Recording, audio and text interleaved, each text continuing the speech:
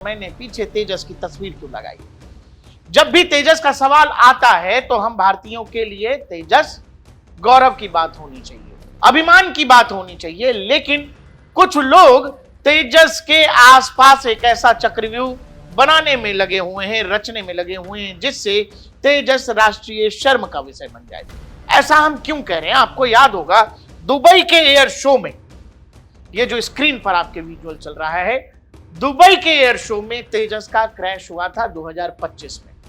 और उसके बाद दुनिया ने जो लिखा सो लिखा, हमारे यहां बैठे कलाकारों ने, दलालों ने क्या लिखा, जिनका पूरा जीवन विदेशी हथियारों की तारीफ करते हुए, विदेशी जहाजों की तारीफ करते हुए, विदेशी राइफलों की तारीफ करते हुए, विदेशी कंपनियों के लिए आर्टिकल लिख लिख के, शोज कर करके, वीडियो बना बना के, जिन लोगों ने पूरे के पूरे जीवन को, अपने जीवन को दलाली में निकाल दिया, जो भारतीय सेनाओं में हथियारों के लिए दलाली करते रहे, ऐसे दलालों ने लिखना शुरू किया तेजस फेल है, तेजस किसी काम का नहीं है।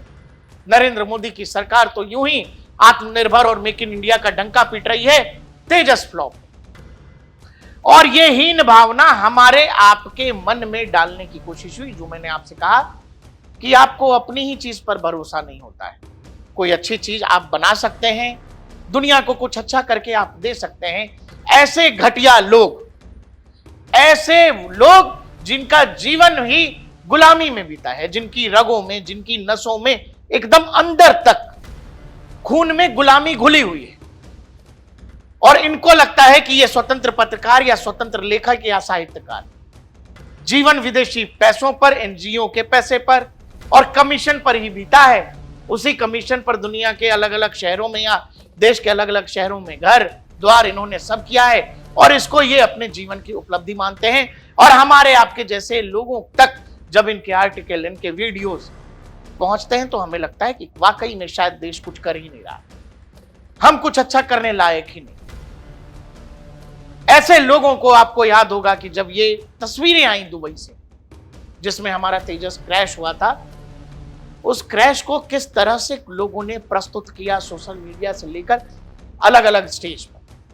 और अगर आप इसको बाइफरकेट करेंगे, अलग करेंगे ना, तो ये वही लोग हैं, कोई अंतर नहीं है इनका।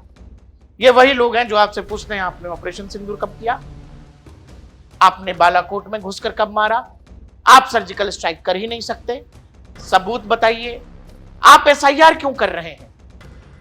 मैं ये सब इसीलिए बता रहा हूं, ये वही लोग हैं जो सीए एनआरसी के खिलाफ थे।